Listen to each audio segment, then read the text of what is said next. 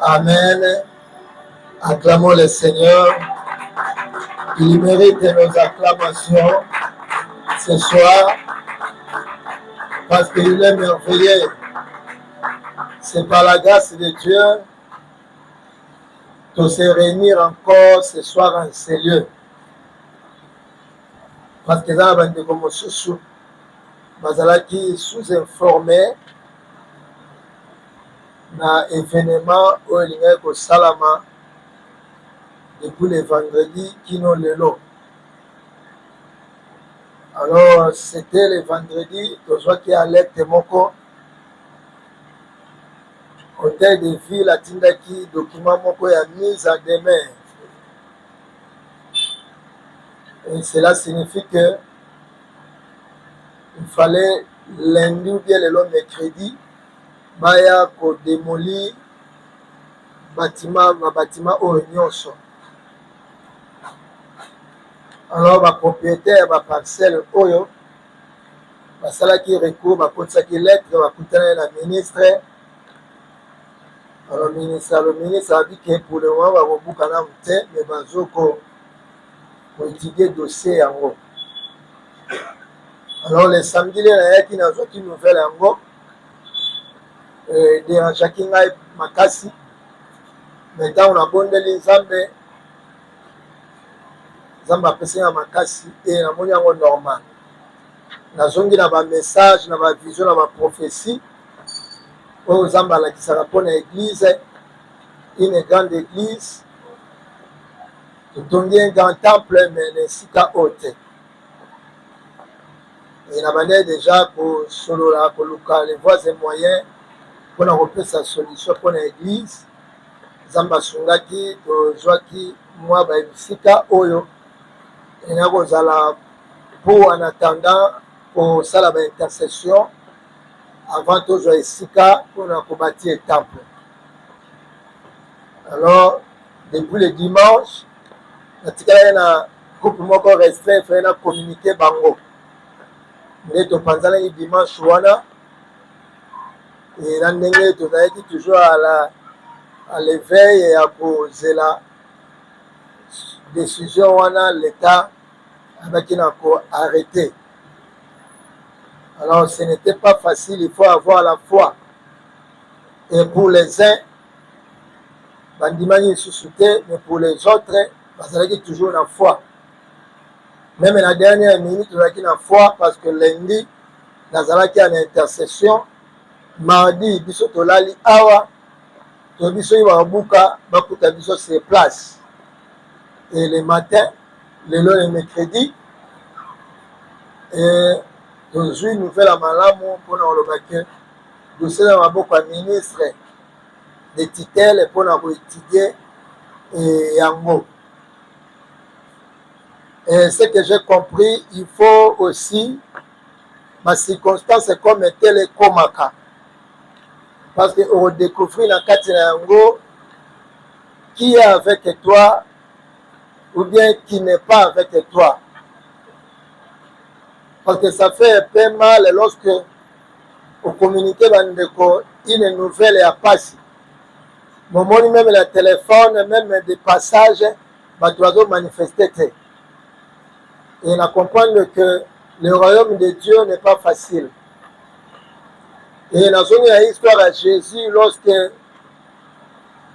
des soldats romains sont venus pour arrêter Jésus, et tout le monde va disciple va disperser qui. Alors il faut être trop prudent. Vous avez beaucoup plus de confiance en Zambé. Et il ne faut jamais jouer avec des leaders, des responsables. Par exemple, dans ta famille, dans ta maison, ne joue pas avec le père, ne joue pas avec la mère, ou bien le papa, ou bien maman nayo. Ne joue pas avec ceux qui sont des responsables. Parce que moi, la tongo sur etani, abandi otumisa para na mikate, na ti, na biloko ekino abolala azotumisa kaka. Pona ye ayebi ke baboti na nga basala ngo kaka. Mais lorsque l'enfant demande quelque chose à son papa ou à sa maman, et à éviter nini oyo, ils ont tourné dans la mémoire ou bien l'esprit apparent na ye. Aza a besoin de faire sa solution, mais dans le moment là, tant que soit aza nango te. Mais à web sa moi na te que naza nango te. Alors ba gezela na opé ça. Donc c'est ça.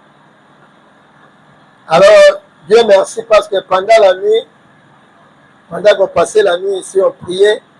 Et nous avons la peine à biso. Mais le matin, là, à la mouki, on a un message que les gens là, ils ont tous à l'église. Ils ont un net, ils ont mais et comme ils m'ont donné, mais ça peut place mon sous. Alors, le prédicateur, il va aller dans la zotéa, mon tumoko, alors on a avocat. Net à samedi, ça, mais là, ils ont un cher dans la zotéa. Quand l'église a biso, mais ça y est, mais ça, et comme mon aîné, la commission toujours ensemble. Cela veut dire que nous devons toujours se préparer en conséquence.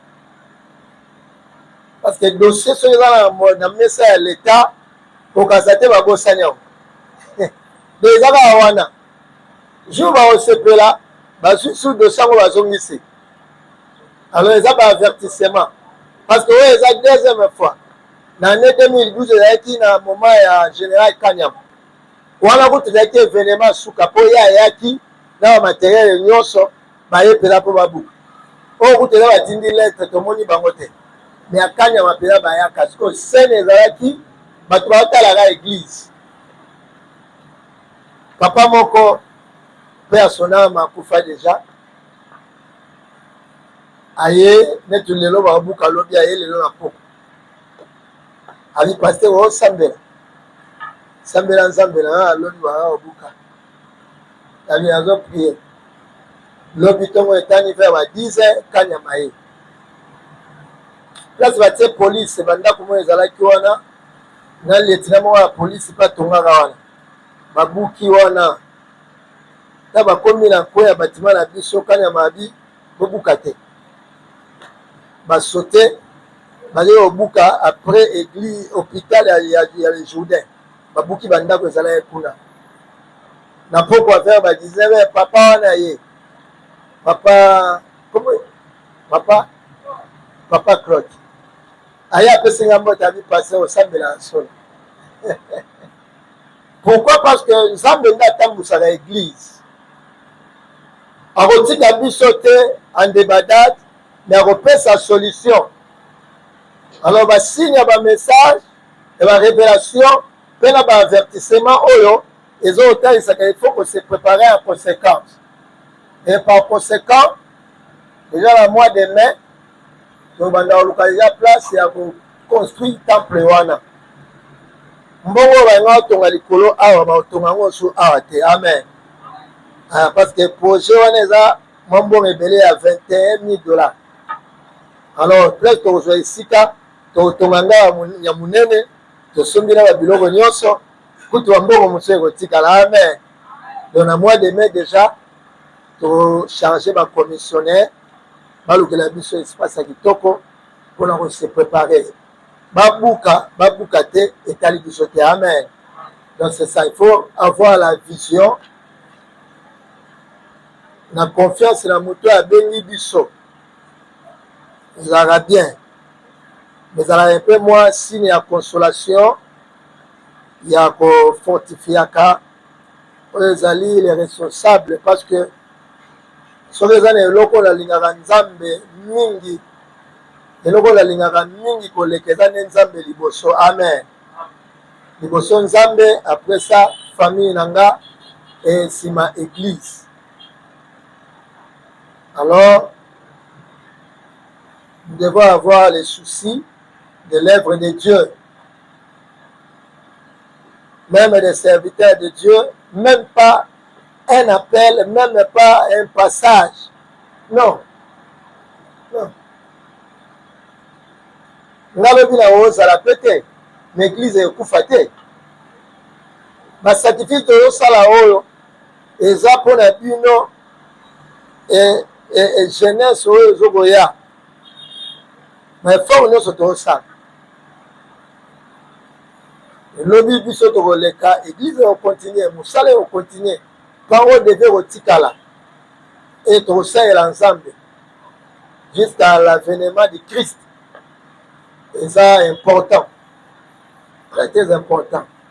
Et à mon même dans ça même boye, na ko même salité parce que tu y a qui beaucoup tu éviter dans la guerre. Parce que ça là que il faut que l'on la biloko tout ça. Na négocier déjà prêt au voter la biloko à l'église. Malgré Jean-Baptiste a prié, mais tout n'a pas été.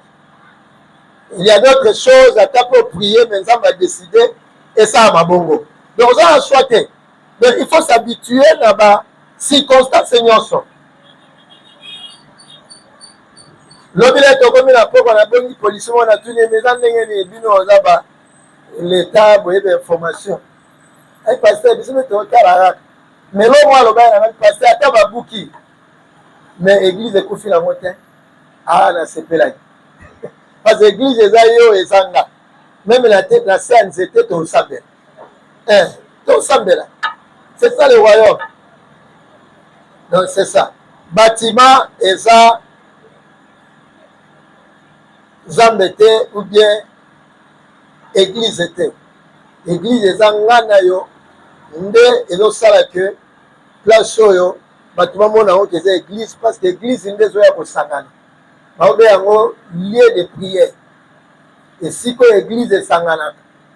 Alors celui to zate na mona l'église musume to résurrection. Révérend pasteur Ngol. Bangole babande église na tongo bango assemblée na pokwa ezaba. Donc na pokwa bango na tongo bango ba assemblée na pokwa kaka même sika na pokwa komi ba. Donc c'est ça. Donc église lorsque ça la maturité, ne to comprendre la biloko wana. Parce que nous avons bâti dans une église, le temple de Dieu. Pour ceux qui ont préféré à détruire une autre naïe, qui a zokobanga kobuka kiti ya église, il y a ici dans le sambo. Ok, la vraie église, c'est ton corps. Ton corps est le temple du Saint-Esprit. Seigneur, au bâtiment malamu pour la gloire du Seigneur. Merci, que Dieu te bénisse. Nous continuons toujours avec notre enseignement du royaume des cieux ou bien du royaume de Dieu. Enseignement est complexe. Nous avons une semaine, un mois. Même pas une année. Parce que l'enseignement de Jésus-Christ est centré dans le royaume de Dieu. Au moins, la carte dans le royaume est toujours l'enseignement. Il y a confession, il y a bénédiction, il y a délivrance, il y a le pardon. Nous faisons la carte, il y a l'enseignement, il y a le royaume. Et on a remarqué, tout au long, il y a règne à Jésus. Il a prêché pendant 3 ans et demi. Il prêchait seulement un seul message.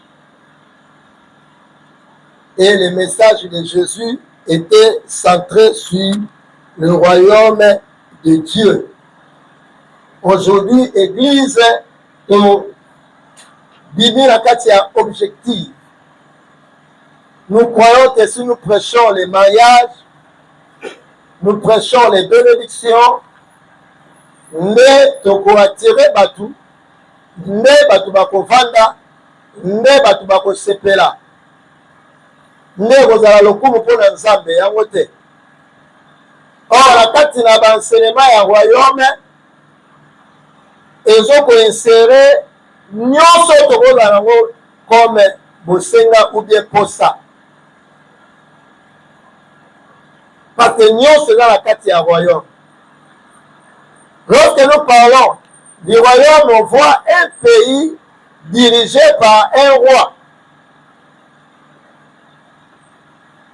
Là où il y a un royaume, c'est là où règne une personne. Et dans ces royaumes-là, dans ces pays-là, il n'y a pas la démocratie. Il y a seulement la théocratie. Parce qu'il y a une seule personne qui dirige. Et c'est lui qui choisit des hommes et des femmes pour travailler dans son gouvernement.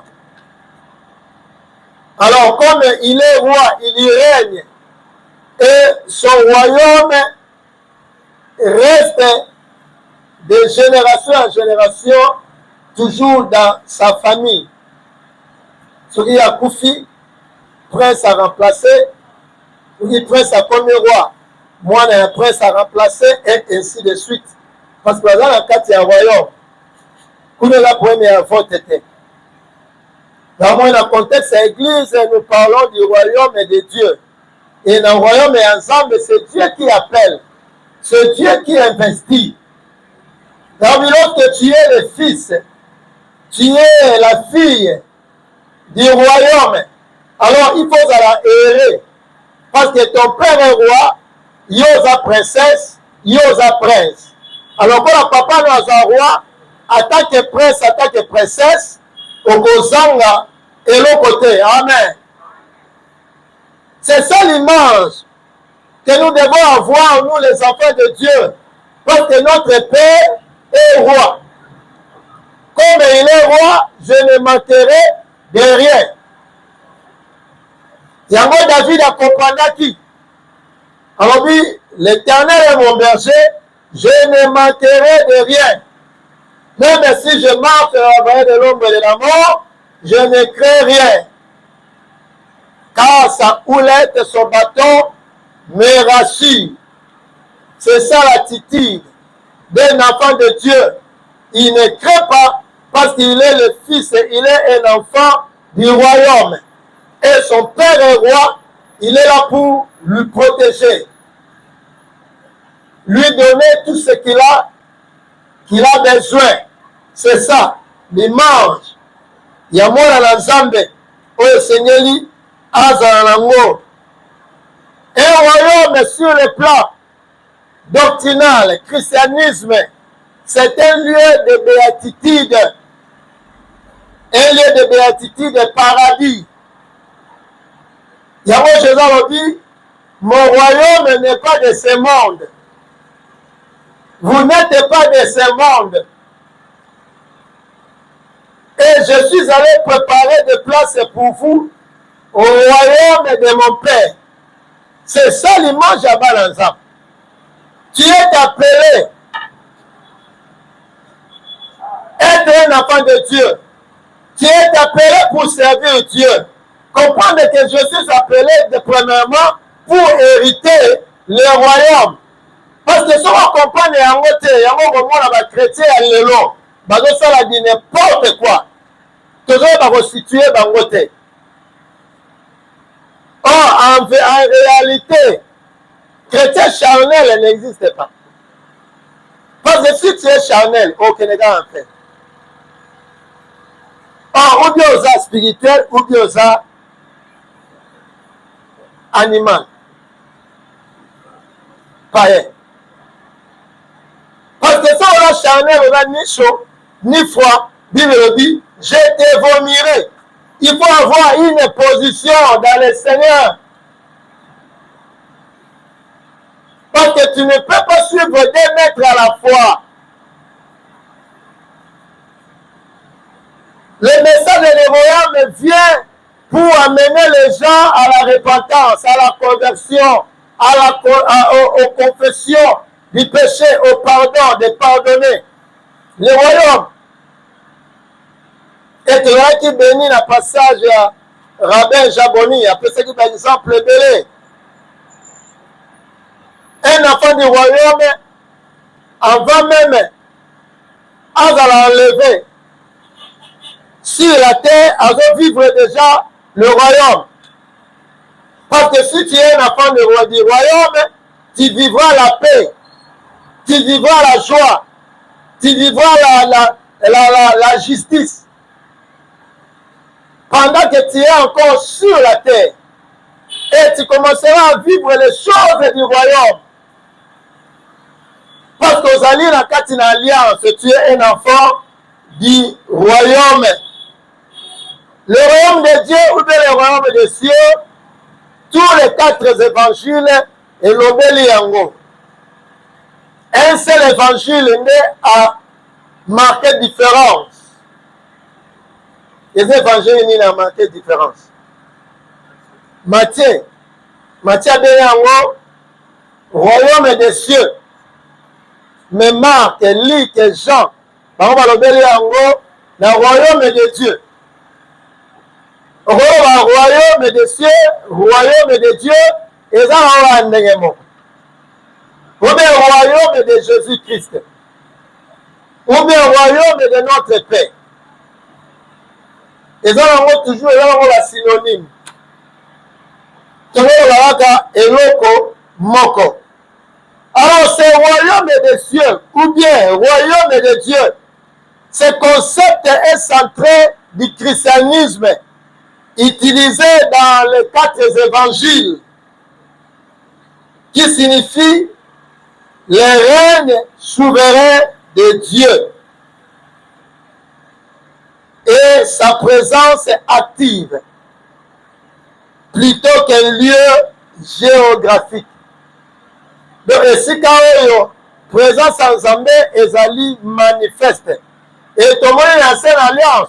Nous allons parler à la roi. Et tous les rois de l'ancienne alliance, ils avaient toujours image du vrai roi. Amen. Du vrai roi, qui est le Messie, Jésus. Et même les prophètes, Jérémie, Ézéchiel, Ésaïe, lors de les appels, lorsque Zamba bengi bango, bamona qui la gloire à Zambé. Et Esaïe a moni trône en Zambé. Dieu est assis sur son trône et son robe et bandi na se ti et kititi na mokili. Il voyait la gloire de Dieu.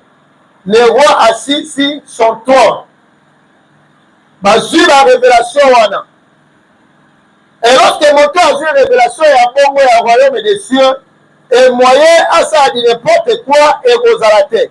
Donc, Azo se préparer à conséquence, parce qu'Azo est Messie, qu'Azo Kende. Parce que le reste des choses passeront, mais le royaume de la parole de Dieu ne passera jamais. Amen. C'est ça l'objectif. L'objectif est l'Église. Et dans le royaume de Dieu, on nous représente 3 choses. La première des choses, c'est la justice. La deuxième des choses, c'est la paix. Et la troisième des choses, la joie. Si tu es un enfant du royaume, tu vivras la justice, la paix et la joie. Et là, ne vous troublez pas, mais croyez en moi et croyez en Dieu. Parce que tu es le fils du royaume. On souffrir l'élo, l'élo va souffrir, parce que comme tu es un enfant du royaume, tu as la paix dans ton cœur, tu as la joie dans ton cœur, et tu as la justice dans ton cœur. Parce que tu es l'un des membres du royaume du ciel. Amen. Azalika pourquoi les cas pour bazana ba son de plaisir bango balia yo baza minene pourquoi ya misala mabe pa ibana pourquoi misala mabe balia ba bongo baolia batu makolo baotobola batu bilamba et bango baleka na bango moni ya normal akima batu et ya mabe omona telemi en tala ata ozana nyao ozana est normal mais oya mabe omona ye aza suspect. Initié par Jésus-Christ, accessible par la foi pour être membre adhérent. Dans le royaume de Dieu, tu dois entrer par la foi. Il y a un besoin que non, le royaume de Dieu est forcé. Et le royaume de Dieu est pour des violents. Violents en ami. Non, mais c'est là côté le royaume. Et tu reprends cet exemple, voilà. Royaume est atteint ensemble de l'ensemble, voilà, tout ça, là, charnellement. Au lieu de la soeur, soyez là, ok, la terre. Violent, Azali, c'est lui qui s'abstient. C'est lui qui renouvelle son intelligence. Et c'est lui qui marche à contre-courant par rapport au monde, par rapport aux autres. Parce que le royaume de Dieu est sans facilité. Ce sont les violents qui s'en emparent. Et ça, mon union, c'était de un chrétien. Non. Parmi les chrétiens, il y a des élus. Parmi les appelés. Et les élus, ce sont là qui font la volonté de Dieu.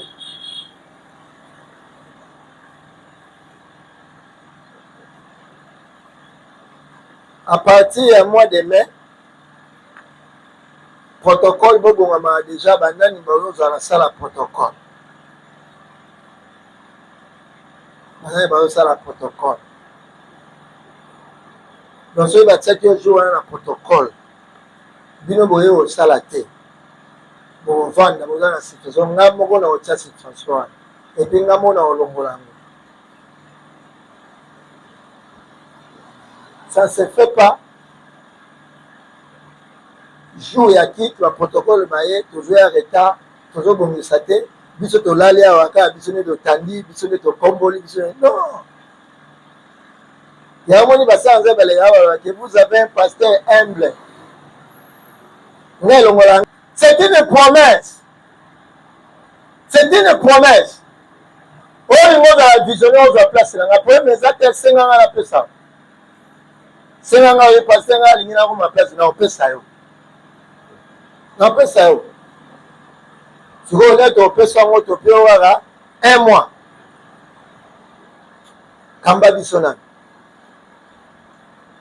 Nanda una oku tuleki na yo mwana na ndoko okamba te bongo église nde oya okamba. C'est Dieu qui appelle. C'est lui qui met en nous des capacités pour diriger, pour conduire. Ce n'est pas facile. Avec Dieu, vous ferez des exploits. Vous devez comprendre ça. Si vous comprenez comment servir Dieu. Et parmi les éléments du royaume, et l'humilité est parmi les éléments du royaume. Pour toi, il faut gagner l'eau là, il faut à la humilité. Il faut à l'obéissance. Il faut accomplir les faits. C'est que l'engagement soit au point. On sait que l'on comprend bien. Alors, il y a des bénédictions de Dieu qui nous échappent au contrôle. Pour des petites choses. Tu as pris l'engagement avec Dieu, il faut l'accomplir. Jacques Alobi ne tarde pas à accomplir le vœu que tu as fait. Accomplir cela. Paul Alobi, servez l'Éternel de mieux en mieux, sachant que Dieu ne restera pas irreconnaissant. Et il rendra toujours les services. Il faut autant à la Bible. Parce que autant la Bible, on comprend que dans le sala, il y a la différence entre le royaume des cieux et le royaume de Dieu. Le royaume des cieux, c'est quand le Christ règne depuis le ciel sur la terre. Yesu aza na likolo, Nzambe ya likolo, nazo régner. Bana ya likolo, si awanase, il y règne. Il y a le royaume des cieux, voilà Matthieu. Mais le royaume de Dieu,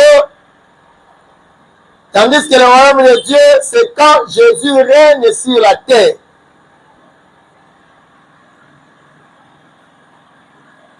Nega lobi azotuna ba disciple po bayeba ke ingana sanani. Ya babenge Emmanuel, Dieu parmi les hommes. Lorsqu'il est parmi les hommes, il est le royaume de Dieu. Il règne parmi les hommes, il règne sur la terre. Mais le royaume des cieux, il règne du ciel et sur la terre. Différence Kavayangoa. Lorsqu'il était ici dans le monde, il régnait dans le royaume de Dieu. Mais lorsqu'il est monté assis à la droite du Père, il règne dans le royaume des cieux. Donc il est là, il contrôle les cieux et la terre. Il est roi dans le ciel, il est roi sur la terre. Amen. Le royaume est ensuite donné au Père. C'est le Père qui donne le royaume. Il a souverainement élevé son fils parce qu'il a accompli la volonté. Jésus a dit, je fais la volonté de celui qui m'a appelé. Comme nous, l'Église, nous faisons la volonté de celui qui nous a appelés. Celui qui t'a appelé, c'est le Christ Jésus. Amen. Et tu vas faire sa volonté. C'est ça l'image de l'Église. 1 Corinthiens 15, 14. C'est le Père qui donne le royaume. Il y a 266 versets de parler dans le royaume. Et maintenant, on va expliquer royaume, royauté, roi, royal, royaux, loyaux, tout ça. Après ça, il y a des exemples. Si tu es une fille du royaume, même façon de l'ingélayo, et vous allez n'ayez moussous. Vous allez apprécier avant de se gâter son belanga kabelanga parce que ça, une fille du royaume. Au moins, on va échapper à la piège moussous satanique. Amen. Il y a le premier jour, dans le petit 8e, monsieur Zumbo Mabat. Dans le premier réponse, il va plus déjà transport. Non. Quand on est dans le moutoir, et avant que ça transport pour une cause. Il y a beaucoup de choses qui sont lingayo. Le précédent de réponse c'était nous sommes on est à transport. Non. Mais une fille du royaume, elle doit d'abord observer. Laisser le temps au temps. Alors la précédente. Parce qu'il y a dit que ce qui est yanga, c'est ça l'attitude des enfants du royaume. Et lorsque nous manquons le discernement, il y a un côté de la mitambo ya Satana. Il y a un côté de prier makambo yo simbagate. Et dit le bannière la prophétie nzamba lobaki, to pamboli mais après le temps et bébi yango. Est-ce que là il peut l'ensemble? Non. Oh, les enfants du royaume bazar un comportement na bango. Bazar na lolenge na bango ya kodika parce qu'ils sont des enfants du royaume. Même ton environnement, ta famille, ta maison, ton église, on peut refléter l'image du royaume. Des frères du royaume et d'une sœur du royaume. Et c'est important. Nakamwa qui n'a dit le poème et le message du royaume, il y a une révélation gabouté. Parce que c'est même le royaume, il y a une semaine qui va démolir. On comprend quoi? Zamba flasher binora moni royaume au côté en ressources. Ce que tu vas noter en ressources. Alors il faut se préparer au combat. Parce que le royaume, ce n'est pas facile. Le royaume vient pour amener l'homme à la repentance. Il faut vivre la vraie conversion, changement. L'église, nous sommes dans la terre dimanche, nous sommes hypocrites. Il y a un moment, ceux qui sont dimanche, et là, il y a tellement, il y a tellement, surtout moi, sur la terre, la binane parole est touchée à tellement. Il y a kaka. Il y a kaka. Tu vas jouer là dans tout, il y a kambala mingi pour ani. Il faut prendre la décision. Donc, il y a son au kuta au kaka la babolembo wana. yo kaka bolembu soko biso kaka na nzoto teka yo. Non, non.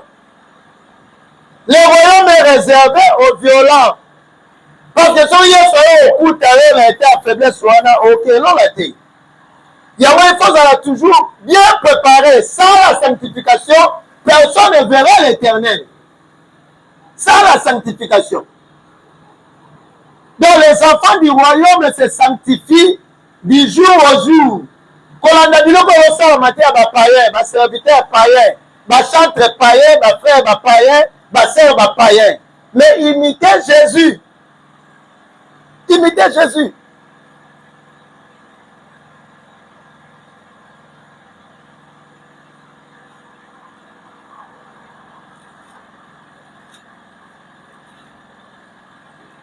Corinthiens 15, 24, la Bible dit, ensuite viendra la fin, car il remettra le royaume à celui qui est Dieu et Père. Après avoir aboli toutes les principautés, tout pouvoir et toute puissance. Amen. C'est Jésus, notre Seigneur, qui va abolir toutes les principautés, toutes les puissances.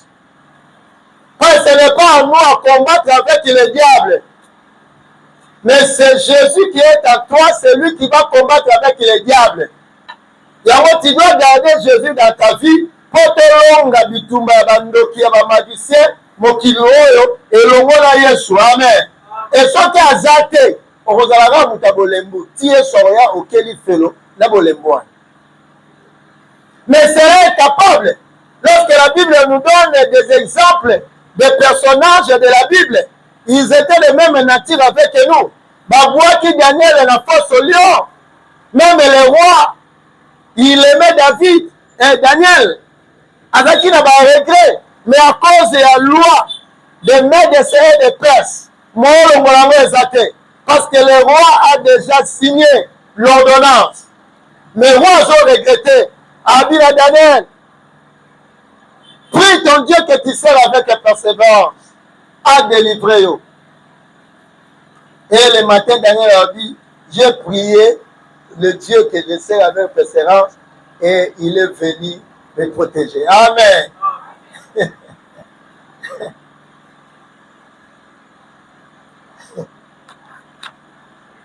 Les conditions pour entrer dans le royaume des cieux ou bien de Dieu. Quelques conditions. Première condition, la nouvelle naissance. Lorsque nous parlons de la nouvelle naissance, on voit les baptêmes d'eau et l'esprit, les baptêmes du Saint-Esprit. Et en moni, Nicodème a eu retourné à conseil par Jésus, parce que Jésus parlait du royaume de Dieu. Alors, pour na kotana zobokonzo ni le Seigneur na sala, Jésus a dit ici rabbin. Nicodème, il n'est pas qui rabbin, Jésus pas un rabbin, mais Nicodème a la révélation que, on doit comprendre que il y a qui rabbin, il y a des juifs, il y a des Judas, des pharisiens, il n'avait pas la révélation. Alors, il retourne à Jésus, que dois-je faire pour hériter le royaume de Dieu? Jésus a dit, si tu acceptes le baptême d'eau et après tu seras baptisé du Saint-Esprit, mais on va gagner le royaume de Dieu. Naître de nouveau, Jésus précise que sans naître d'eau et de l'esprit, nul ne peut voir ou entrer dans le royaume de Dieu. Il y a des macamanzans déjà possessifs. Il y a des chrétiens fraudeurs. Il y a un moment où marche na bango et ça boue. Bateau sur la pasteur était, il y a la prière était, la généralité, baza la vie à péché, baza la yolo moroté, bamona la raté, baza toujours la esquisse, baza toujours la explication. Ce sont des fraudeurs. Des fraudeurs. Il ne soucie pas, il ne soucie pas. Sous cette église, il y a l'œuvre de Dieu athées. Fraudé. Mais on a respecté le principe ensemble. Donc, l'œuvre de Dieu est comme une partie intégrale de sa vie.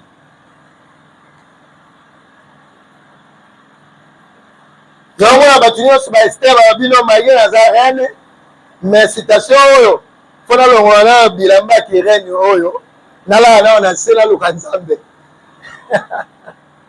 On se montre. Bangwana.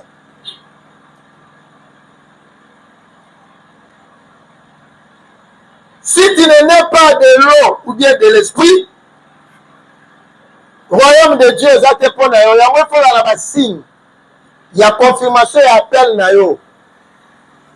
Lorsque tu as reçu le Seigneur, quels sont les signes? Oh, il accompagné qui? Oh, il anda qui? Pour la confirmer appel. Pour parler à langue, on ne parle à la langue, elle n'y a tout ça. Moi, je parle à la langue, yondo shika, c'est une motivation. Si on a tout yondo shika, on est amis. Toute la semaine, toute l'année, il y a un gars au bac. Si vous voyez ce message, il a une motivation. Il a une motivation. Mais il y a des paroles en langue comme don spirituel. Lorsque ça vient, nous avons besoin de l'interprétation. Là, c'est Dieu qui parle. Ce qui nous a deux interprétations, l'autre va interpréter ce que dit l'Éternel, Dieu, ainsi dit l'Éternel. Parce que le message est venu pour l'Église. Nous avons besoin de le message des athées, des autres. Des autres. Il y a des langues des anges, des langues des démons et les langues des hommes. Autre langue des hommes, par exemple, ce au lobby au soutien malobéza cité, ne le côté na katia na profondeur, na mozindo à prière et au bandi ko beta munoko tout ça et voilà, au bandi ko soupirer. Soupirer. Mais ce n'est pas comprendre l'église. Il y a un enseignement à la catégorie est important. Tel que les 12 dons, les 13 dons spirituels. C'est-à-dire que la moko peut comprendre comment Dieu agit, travaille avec le Saint-Esprit, avec les dons dans son église. C'est important.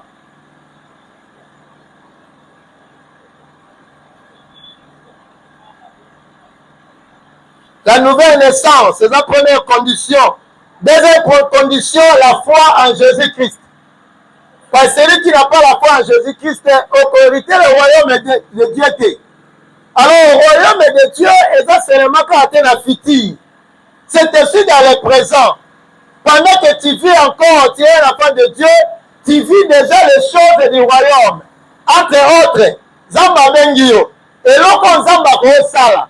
Mais à Bengio, Yono Sambela, pour Zamba Sala. Comment on vit dans le royaume? Donc, on est associé de Dieu, collaborateur de Dieu. Dans les choses du ciel, Dieu te révèle les choses qui sont cachées. Il te révèle les choses cachées. Tu as les dons de prophétie, de vision, de guérison. Ce sont des dons du ciel. Mais comme tu as accepté Jésus, Zamba peut sur biloko alola, après sur yango. Donc, on vivre déjà au royaume avant de Sikoyo, on va vivre ensemble avec Jésus. Mais pendant que tu vis, tu es sur la terre, tu vis déjà le royaume.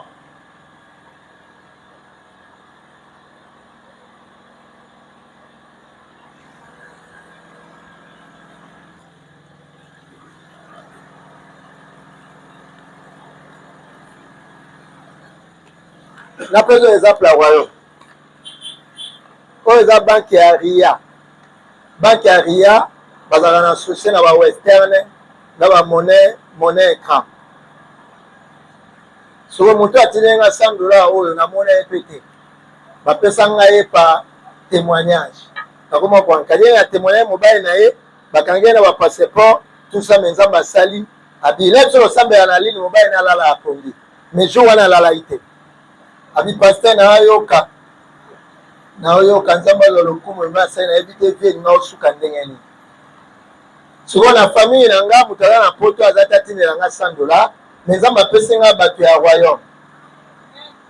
Vous comprenez? C'est-à-dire que sambela à 23h01 yo mo la biso to Satan. mais nga prier à 23h et puis c'est nga $100 lobi la ke na banque siko zo sanga na tika nzambe la liboma mutu so na tika nzambe yo ndo le sanga donc on comprendre te tu vis déjà le royaume poto yo zo luko kendelo mutaza kuna aluka prière amona ke non ça toujours limité à la besoin prière on a besoin de prier. L'objet de la recette. Je l'ai en Albanie pour la maman Rose. Quand il y a qui va bouka. Habité va boukaté. Église Sungabiso. Nasimi moi la pour l'église. Pas bouquer église et tout ça. Moi na ya terre. Abi on église a peut-être ressemble là. Mais na ya terre. Alors bon et tout na papa ide. On se montre. Yo kazala bandimi église kandi obo bayela ba mokie te ba musu bayaka te ba bandimi parole de ba banda to bondela kuna ba tout ça ce sont des œuvres du royaume. Tu as été inutile à cause de Jésus. Jésus te donne la valeur, la considération. Tu deviens un enfant du royaume, tu fais une alliance avec Dieu. Tu deviens un homme sollicité, recherché à cause de Jésus-Christ. Et tu dois garder Jésus, la foi en Jésus-Christ. Ne osala ete ozala moko na kati na royaume. Amen. Tobeteza maboko, gloire à Jésus. Le reste de ma condition, ton le mélange lobby, ton continuer sur l'enseignement du royaume, et vous allez bien. Mon élan à côté de la profondeur, en tout cas, on a le bango peu bien, mais avec par exemple, le délai de la sexabiso, mais on a côté sur les détails, on a plus de conditions, on a plus de différence, le royaume de Dieu, des cieux. Il y a mon temps à côté, on a la paix. Si on le délo, on a bon côté, on a un moteur, on le bio, et ça bon côté. Pourquoi il y a une théologie, 3 ans? Bible du Genèse à l'Apocalypse. Dans la syllabus union sur un gap. Ce qu'on appelle ça, en gros, il faut être disponible. On est disciple. Si tu veux, il y a la nuit, tu vas enseigner, il y a un mercredi, tu vas enseigner, si on appelle ça, on est. On se voit. Or, le royaume est réservé aux violents. La connaissance nous donne de l'intelligence. La connaissance jaillit de la lumière.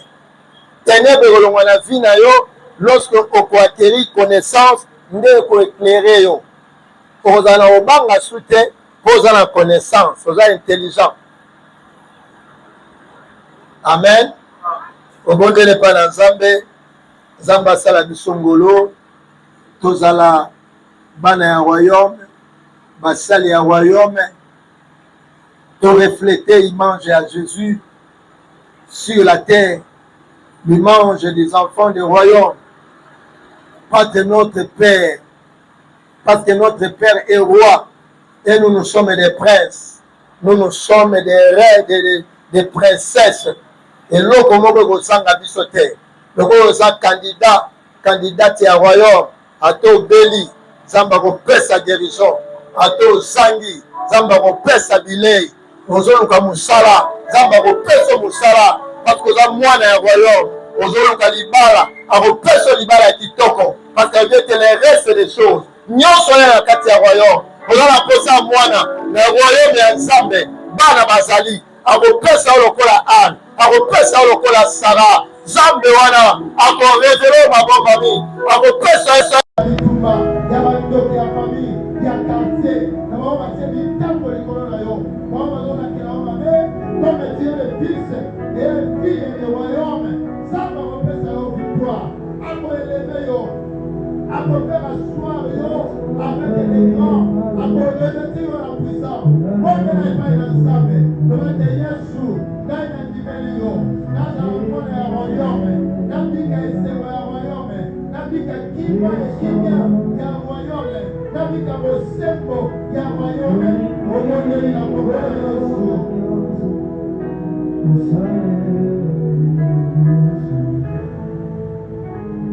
Yahweh